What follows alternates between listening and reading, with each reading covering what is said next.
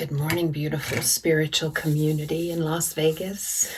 I'm Reverend Carol Lotz, and as always, I am delighted to be back with you today.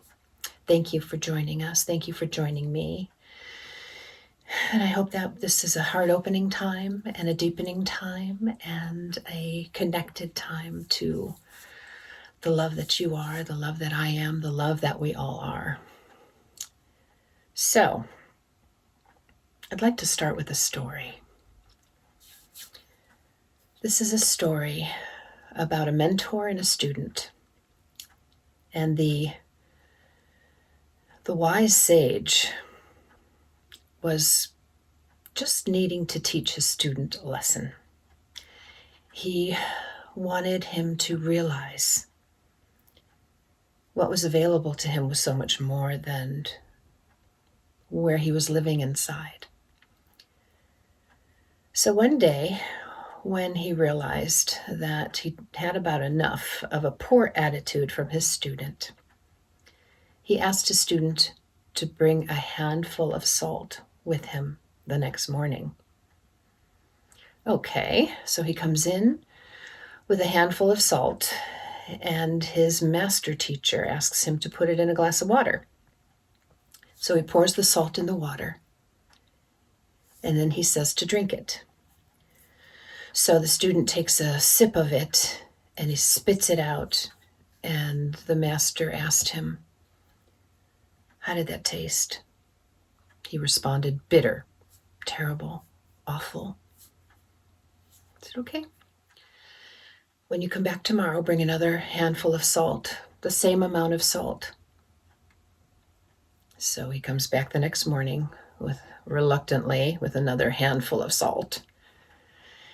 And the teacher and him walked over to the lake. And the master teacher asked the student to put the salt in the lake, which he did. And then he said, "Now bend down and cup some of the water to taste in your mouth." And so he did. And he said, "So how did that taste?" "Wonderful, fresh, delicious." And so the master teacher and him sat down at the lake. And he said to him, "Life can get difficult. There are things that get in our way of happiness and joy. And those things start telling stories, and before you know it, all of those thoughts and all of those fears and all of that negativity creates a story, and then we just react to the story that we believe." He said, "Salt represents the things in life that we don't like.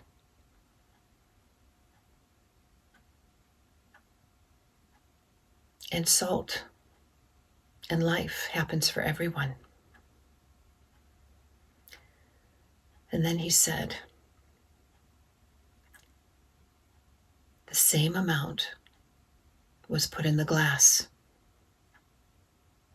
that was also put in the lake. Stop being a glass. Become the lake."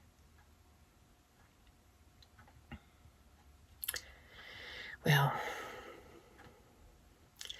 this story, which is actually in Mark Nepo's book, The Book of Awakening, really opened my soul to taking responsibility for how we hold things in life. And that we are just not reactors to the world. We are creators. Who are we? Is the love of God. All that we are is God. Even though God is more than we are, all that we are is God. And so this talk this morning is about, who am I? I'm not the story. I'm not the pain I'm moving through. I'm not who people think I am or tell me I am. I am someone who is empowered to choose to be a glass or a lake. And that speaks to inside, how to adjust our attitude, how to become bigger in such a way that life is handled in beautiful ways rather than creating bitterness because the container is small from which I hold life, from which I hold difficulty. I love that story because it reminds me that I could be more. I could give myself more. That I don't want to be bitter. And it doesn't depend on what happens to me in life. What it depends on is how I hold it in life. And being a spiritual person and also a human person, I get to choose. And when I lift to a higher idea than just what sometimes takes our focus away from the beautiful qualities of life, and we're stuck in the ones that don't feel so good, like shame or guilt, that who we are is a creator of how we receive life, how we receive difficulty, how we receive the lesson, to get it or to not get it. Ernest Holmes talks about the right thinking, that if it's practiced enough, the path becomes clear through principle. Ernest Holmes is the founder of Science of Mind, and this is what he says in the Science of Mind textbook. If you have a vague, subtle, unconscious fear, be quiet and ask yourself, who am I? What am I? Who is speaking? What is my life? In this manner, right thinking back to principle until your thought becomes perfectly clear again. Such is the power of right thinking, that it cancels and erases everything unlike itself. It answers every question, solves all problems, is a solution to every difficulty. It is like the sunlight of eternal truth, bursting through the clouds of obscurity and bathing all life in glory. It is the absolute with which you are dealing. All there really is God. That means you and me and everyone else. So the invitation is to get bigger inside and to live from an empowered, inspired place that is expansive through the challenges, that becomes bigger through the challenges. You know, there's this explanation of grief in grief counseling, and since I'm a chaplain, I do some grief counseling, and it's actually a diagram, and it's a diagram of grief represented as a black little ball, and it has jars holding the black ball, and it has a progression of size, but not of grief, but of the size of the jar. The grief is represented the same, but what it is representing is that we get bigger inside from which to hold the grief. And that is the process of grieving anything. Grief isn't just when someone dies. It's when You lose a job, or things that aren't the way you hoped they would be, which happens a lot in life. And so the grief isn't bigger or smaller. Who we become through it is bigger or smaller. So who we are the creators of our experience in that way. Because we get to choose how to hold things and how to heal things, or not, just lock down in our pain story and watch life unfold from misery to despair. But it's our choice. And one of the keys to that choice is realizing who we are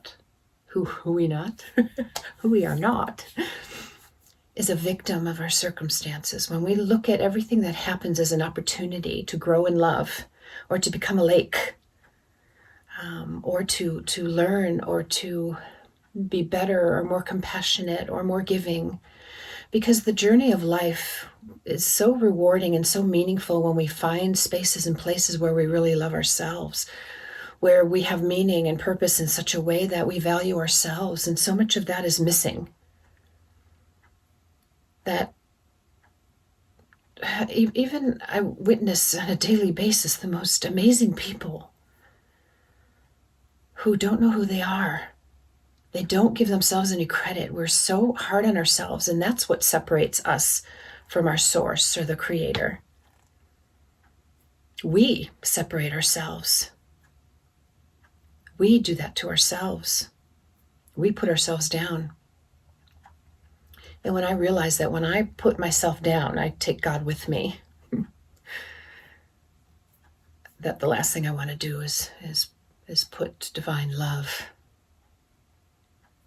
into a glass of salty water that tastes bitter and horrible. So who are we? We are complicated beings, but the story of all of us is that we came from love, that we are loved, and that every time we have a thought about love, we become more of that ourselves. Because that's what God does. There's a children's story of a kitten who chases a full moon thinking it's a bowl of milk in the sky. And she chases it until she's exhausted, defeated, and gives up, just to slowly, barely crawl herself home to find a bowl of milk on the porch waiting for her at her home. That's where love is, in our home, which is in us. And we go chasing it in the world just to get exhausted and to not find it, to not be able to reach it. Or we reach it and it's very fleeting. But our soul growth and our soul opening and our heart opening experiences, our grief moves our broken hearts to open hearts, to become an even bigger lake than the one that was suggested, because we have that capacity, we have that capability when we are in right thinking.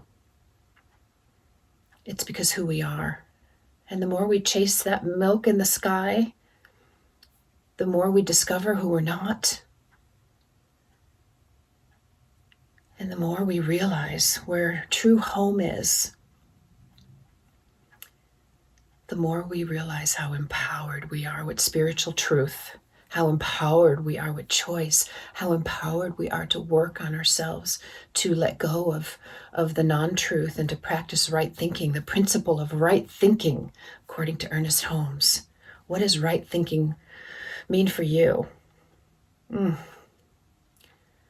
It's just so powerful to clear our minds and just to focus on a lake or the ocean or something so vast, and imagine being a part of that ourselves.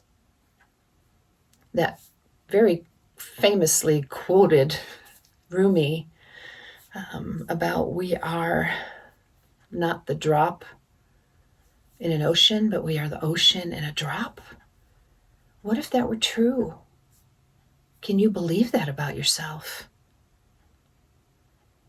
So much of our work about love, loving ourselves, and we create from how we feel. And when we feel love for ourselves and really connected to goodness and happiness and joy, we are like chasing, like the kitten chasing the moon. We are that, but we don't chase anywhere. We just realize it's already at home. That in our home, which is our spiritual DNA, is everything that we are, everything that God created us to be. And I love how Curtis Hopkins says that God isn't love. God is the creator of love. When I was at work the other day, I had a conversation with a really sweet employee, and he was so looking forward to the weekend. And he said, when I get home and I get to watch football, he said, I'm not going to sit on the couch. I am going to become the couch. I thought, wow, there's Emma at work. He's going to become the couch. That means more than, bigger than an expanded idea of I'm going to just sit down on the couch. I'm going to become the couch. There's going to be no separation between the joy that he is anticipating and intending to the experience that he is already having pre-planned. That's right thinking. That's phenomenal thinking. That's powerful thinking. That's loving himself enough to create joy. And in that feeling, he was having joy then at work. So it's how we think. It's how we redirect that leads to reprogramming. Who are we? We are the spark and the light and the love of God. And God is just always calling forth greater love, greater experience, greater idea of who we are. From home, not from a far-reaching idea, not a separate, anthropomorphic figure that is so far away we have to chase it and become exhausted and still not receive from it because it's not in the world. It's in us.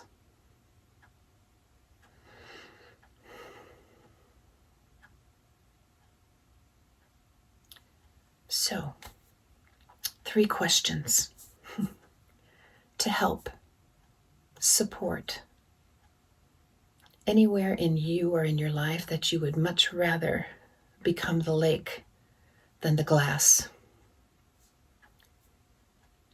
What do you need to start? What do you need to stop? And what do we need to keep doing? So maybe, for example, that looks like, what do I need to start? I need to start thinking, right thinking in an expanded way and not be so afraid of joy. Not so accepting of less than joy.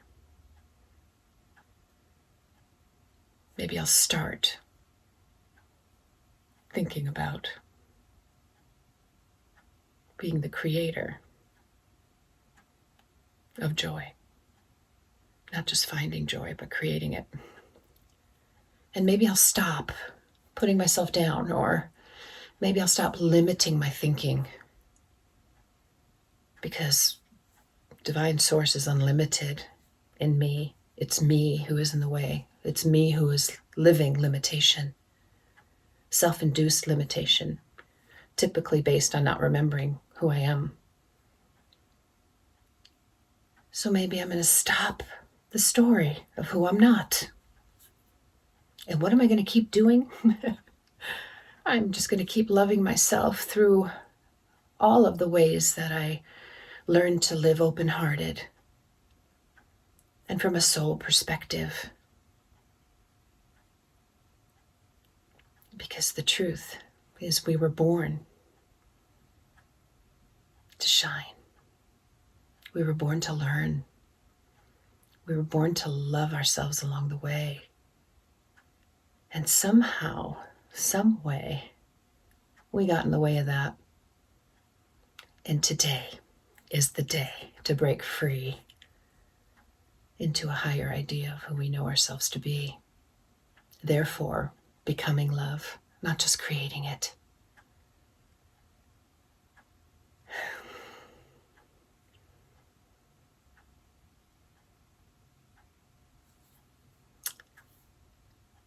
So I invite each of us to answer those 3 questions in a way that would serve our highest good, to serve our highest joy, and to serve our highest intention, to become who we love instead of who we're not. Thank you, Greater Las Vegas. I love you so much. Become the lake and let go of the glass, wherever that is for you in your life. Much love to all of you. Namaste.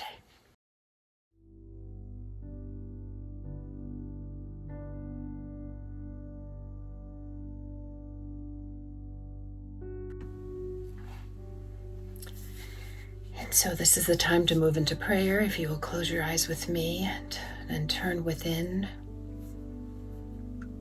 and just know that divine love is all that there is, that power and that grace and that unlimited beingness is the truth and the light and the love of all that we are. And so we connect to that place when we close our eyes and we turn within. We open our hearts to the truth. We open our hearts to the empowering thoughts and ideas that keep us connected to loving ourselves as we love God. And that we are a part of that in such a way that through prayer we are redirected. Prayer doesn't change anything about God. Prayer changes us. God is already perfect. So in this moment, in this time, collectively, all of us deepen in our intention for joy. Deepen in our desire to get to know who we really are. And to see ourselves the way God sees us. How would only love describe us? And so I know that this prayer is a powerful, deepening reminder of love and only love. The rest is a story. We let go of the story and we let in the heart and mind and joy of God now. And so I know this for all beings everywhere, that love is the greater story and that we are connected there now. And so it is with a thankful heart that I say thank you, God, for truth and stories and the ways we can connect to each other through technology. What an amazing, amazing world this is. And I get to participate in it. What a joy. And so I give thanks for all of us today. I give thanks for everyone behind the scenes that keeps the church going in beautiful ways. And I share a deep appreciation for all that happens and how precious life is. So thank you, thank you, thank you. Love, thank you. Great divine spirit, thank you. And so I release this prayer along with everyone else with a powerful intention to create beauty and truth and remembering who we really are. And so it is. Amen.